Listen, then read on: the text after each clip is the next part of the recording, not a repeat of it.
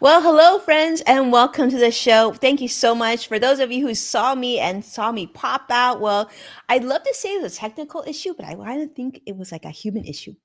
But now we are back, and it is wonderful to be here with you on a Friday. Hope that you're having a great day. Welcome to today's live level up conversation. Wherever you're joining me from, thanks so much for being here. Let's dive right in.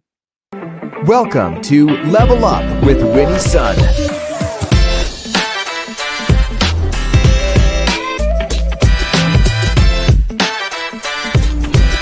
Award-winning financial pro. Get ready. Level Up with Winnie Sun. Well, hello, friends. I'm Winnie, your host, an award winning financial pro, a Forbes contributor, and a CNBC council member and contributor. It is wonderful to be ending the week with you. Happy Friday from wherever you're joining me from. We're streaming here live, so definitely jump in, say hello. Currently, the market's still open. We've got a little less than half an hour to go, and let's just say it's a tough day. The Dow is currently down 700 over 700 points. Actually, it was down even more just a minute ago. And the Nasdaq's down 419. S&P 500 is also down 97 points.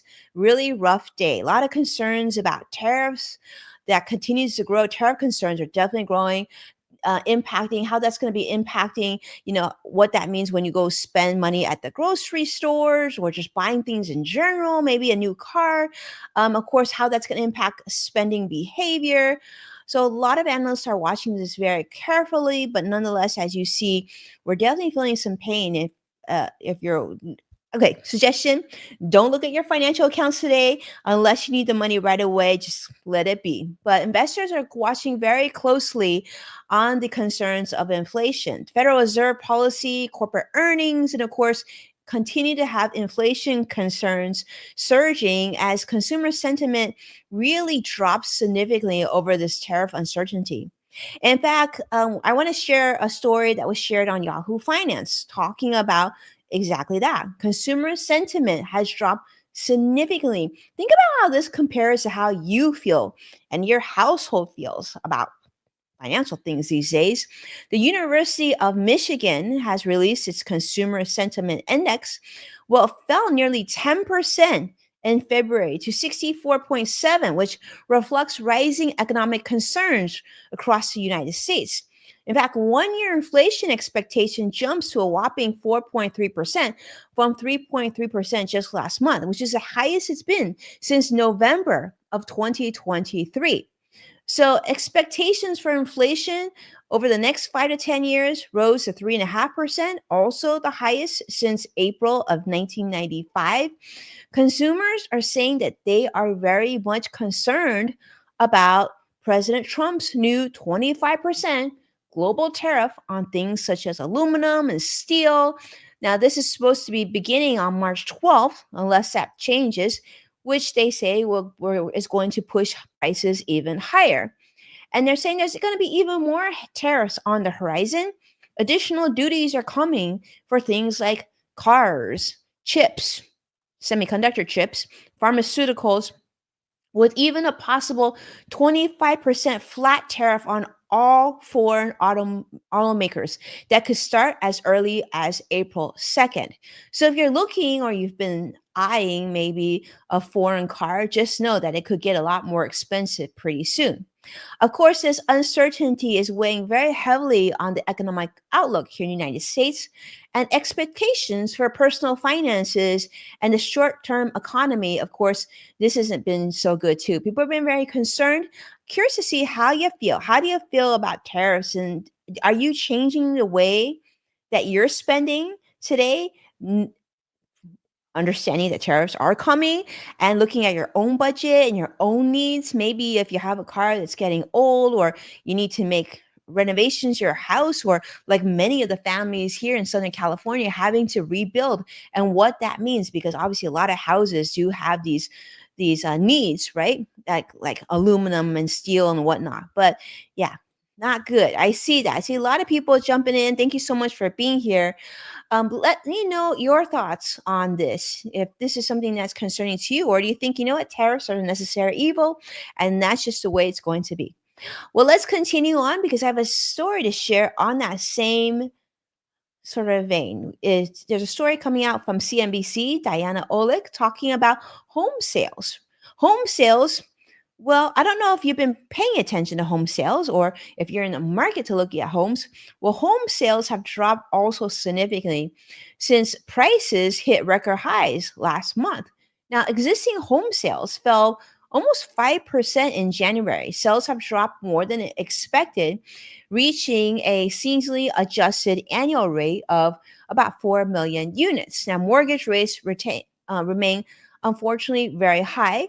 Despite Federal Reserve rate cuts, mortgage rates haven't really decreased significantly.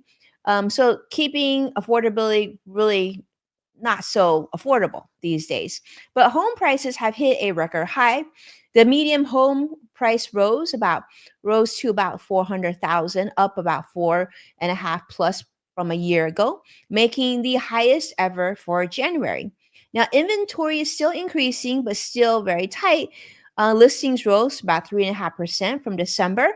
Of course, there is definitely interest in the real estate market, but know that sales of luxury homes over $1 million did jump 27%, while homes between 100,000 to 250,000 declined about 1.2%. So they're saying that currently, cash is still king. Those all cash buyers are still really strong. Cash purchases are making about 29% of all sales currently, slightly down from last year's 32%. So people are looking, if they have power and they're able to, purchase things in cash, they are certainly doing that. Realtors are actually reporting that they're putting up more listings, but fewer buyers are actively searching. So let me know if you're in the market for more real estate and if that's been your experience as well. Now, one area that I've talked to a lot of people about that I hear a lot of rumbling about is the area of the CFPB. And so this is being shared on USA Today. So, what is the CFPB, you might ask? Well, President Donald Trump has officially shut down the CFPB, firing the director and halting the agency's operations. With Elon Musk is signaling a demise of this agency and completely. So the question is, what's going to happen? There's going to be new leadership, but President Trump has nominated someone as a new director, but the future of the agency is really in limbo. Now, to give you an idea of what the CFPB does, it definitely put caps on late fees. In fact, a rule lowering late fees to $8 was delayed by litigation, which industry leaders are urging could actually raise interest rates. But a proposed $5 cap faces strong opposition.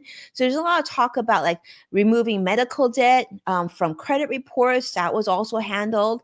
And the rule was actually paused by a federal judge, frozen by the Trump administration. And of course, there's also talking about regulating digital payments.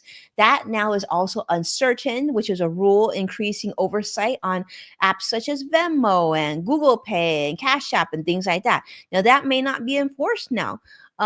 So, House Republicans are looking also to roll it back. So, consumer data control is also in limbo. A rule giving consumers more control over their own financial data is also facing industry lawsuits before its 2026 implementation. So, a lot of changes, new president, just more of watch and see. But if you have any comments on that, or if you feel strongly one way or the other, I would just advise you to let your government officials, elected officials, know so they can represent your wishes more clearly. Now, speaking of changes happening in the White House, let's talk about transportation, namely President Trump's, well, Air Force One. That's right. There's been some issues, and this has been reported by the New York Times talking about Boeing not delivering what they promised and the president not being happy. Well, Boeing's supposed to be delivering Air Force One, but now they're facing even more delays. The company is at least 3 years behind schedule, with delivery now expected near the end of President Trump's second term. The president is very unhappy there, and he is criticizing Boeing's performance, calling the company in the fault, and questioning why it can't build planes faster. Well, not to worry. He obviously sent his best friend Elon Musk over to Boeing to see if he could help speed things up. So now Elon Musk is involved in speeding up delivery of Air Force One. Trump has enlisted his help to explore different options, including relaxing security clearance standards for Boeing workers. Yeah, you heard that right. Relaxing security clearance standards for Boeing workers. I don't know in the time of now that we really want relaxed clearance standards for people making planes that we travel on. But you know what? We're not on Air Force One. But I would think these employees would hang out long enough to build other planes outside of just two Air Force One planes. Anyhow, so President Trump recently toured a royal family jet as a potential short-term replacement while waiting for Boeing's delivering. But a lot of people are concerned. Talking about lowering clearance requirements for workers could actually pose national security risks. And Pentagon officials also worry about rushing the project and how that could compromise safety as well. But Boeing has already booked about 2.4 billion in losses on the project, and converting a temporary jet could even take years. So Elon Musk's involvement here does, of course, raise concerns due to his SpaceX contracts with the Air Force and competition with Boeing and aerospace. So, you tell me, what do you think about this? Like it, don't like it, or is it one of the other things like, what can you do about it? It's just is what it is. And speaking of planes, I want to share something else with you. And this is being reported by CNN this week. You know that there was a recent plane crash in Toronto, a Delta plane to be specific. Well, obviously, that was a big deal. Delta Flight 4819, you may have seen the videos, crash landed in Toronto. The plane actually flipped over upon landing that left 76 passengers hanging upside down. And all 80 people on board fortunately survived, but 21 of those passengers had to be hospitalized. Fortunately, they have been released and hopefully they're on the mend. But that being said, Delta is now doing something or making that first step. They're offering each of those passengers, each of the 80 passengers, a check of $30,000. The airline is saying this is a no strings attached payment. This is going to total about $2.3 million if they all accept. But yeah, horrible accident happened. I don't know if it's accident. I don't know exactly what happened, but if you saw the video, it was a horrible situation. The video actually shows the aircraft rear landing gear buckling and the right wing shearing off in a fireball. And so injured passengers now could actually claim up to $200,000 without proving airline negligence and more if Delta is found liable. Now, experts are saying that Delta's payment won't prevent passengers from seeking additional compensation for things like medical costs and lost income. And of course, don't forget travel trauma, right? So, yeah, so that's the news out of Delta. We'll see how that unfolds. And if you know someone who was on the flight, or if you weren't on the flight, I'm curious to see how you feel about it. Do you think that was a good idea? Do you think, it wasn't a good idea? Just yeah, let me know, and we'll see. Okay, but continue on. I wanted to talk about AI. Been a lot of talk about AI. There's been a lot of improvements. We've seen a lot of technology. We've also seen a lot of concerns about the scope of how much uh, like different materials are needed for AI, but also bandwidth of AI capabilities. Well, OpenAI is now expanding something called Operator to more and more countries. Now, this is being reported by TechCrunch this week. The AI agent, which was initially launched here in the United States in January, is now going to be available in other countries such as Brazil, Australia, India, Canada, Japan, Singapore, South Korea, and the UK. Now, going to have limited availability in the UK currently. Operator is not launching in the EU, Switzerland, Norway, and a couple other countries as well. It's sort of exclusive to ChatGPT Pro users. So currently, giving an idea of what a Pro user pays, that's about $200 a month. So a ChatGPT Pro Pro subscribers can actually access Operator via a special dedicated web page. Now, Operator can actually perform automated tasks like booking tickets and making reservations, filling expense reports. Hello, that's huge, right? If you've ever had to fill an expense report, that's no fun at all. And of course, shopping online, they can do that for you as well. Um, but Google, Rabbit, also other companies are also developing similar AI agents. But literally, this tool, I will say, now is actually able to not only give you information that you ask, now it's actually able to do things for you. Talk about really to that next level assistant. But OpenAI is one of the first to roll out a widely accessible version now, but it's going to run in a separate browser or window. You can actually monitor and take control of operators' actions anytime. But let me know what you think about that. Do you love it? Do you hate it? Do you wish it was less than $200? I feel like I need to test this just to check it out to see its capabilities, because I do like to be able to have sort of that window where you're getting the content that you need, the information that you need, and you can still tweak it, make changes. You can ask for better. I don't know if I'm at the point where I am so comfortable with that, and I just want them to go ahead and book everything for me. I don't know. Maybe that's a control thing. I still like booking my own travel. But let me know how you think about that. I see CrossX Fighter. Thanks so much for joining us on YouTube Live. Wow, I see a lot of you on LinkedIn and Facebook and X. Thank you so much for being here. And let's continue to talk about what's happening all across the United States here. I don't know if you've heard, but then there's been a lot of talk about DEI. DEI, diversity, inclusion, and different features has been very popular in the last few years at multiple companies and universities and whatnot.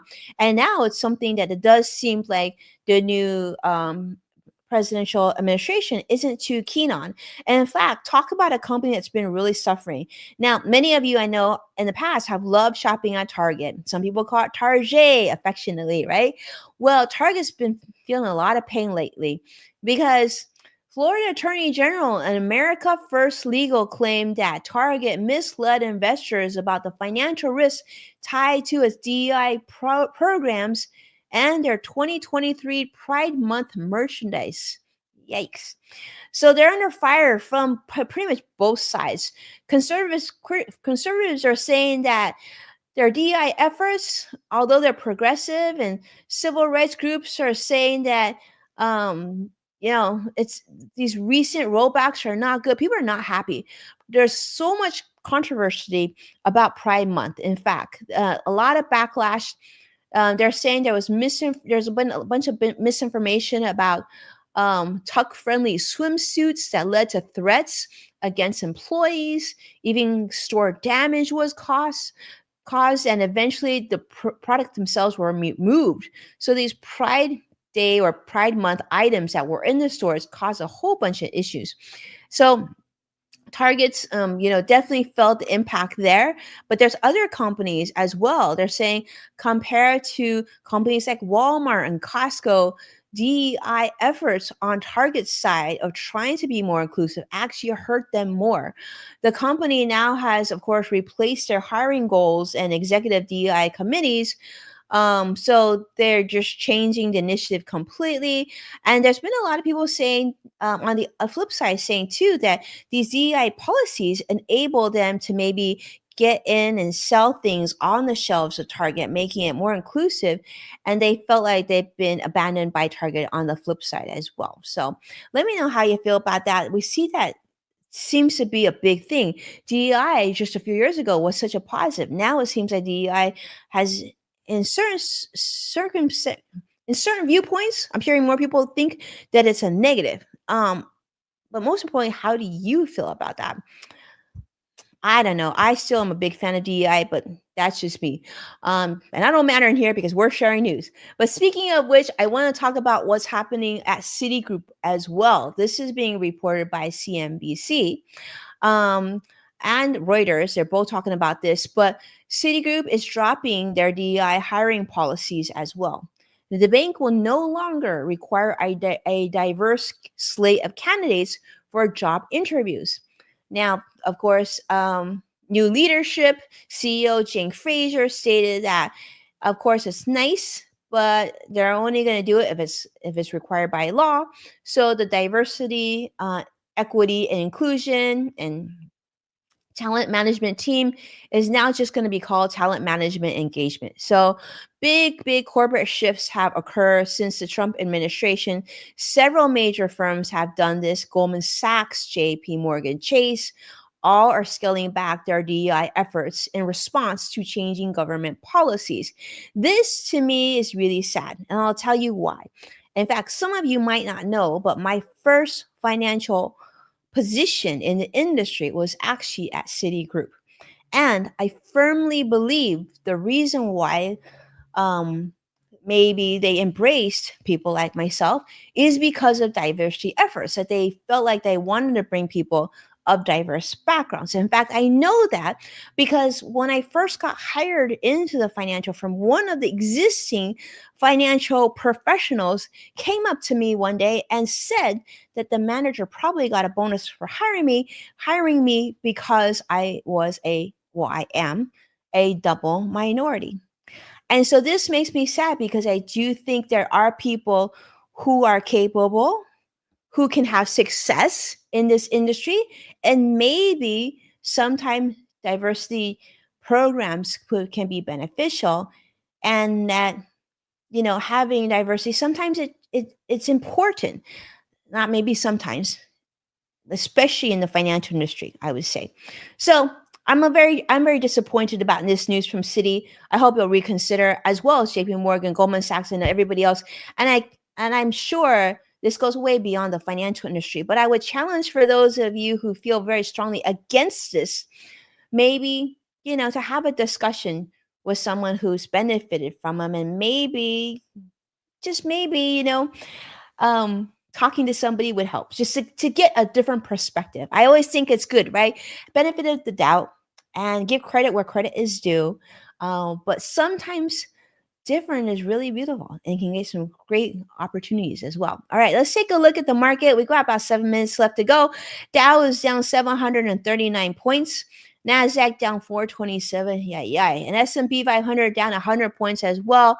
Thank you so much for hanging with me this beautiful Friday. I hope that you have a wonderful weekend. Relax, recharge, spend some time, taking care of things around your home and the people that you care about. And do me a favor and hit like and subscribe to stay updated on all the latest insights. We have a lot more content to share with you next week, so I'm looking forward to regrouping with you next week. But if you missed the show and you want to watch something this weekend because it's just that endearing, well, you can always watch past episodes on places such as Amazon Fire, Samsung, LG, Roku, and some older episodes on NASDAQ as well. And when sharing the show online, thanks so much for tagging at Winnie Sun so I can see it. And thank you for so much for doing so. If you want to catch me, you can always find me at Winnie Sun on the different social media platforms that you're joining me on right now. With that, be well. I'll see you again next week. Take care now. Bye bye.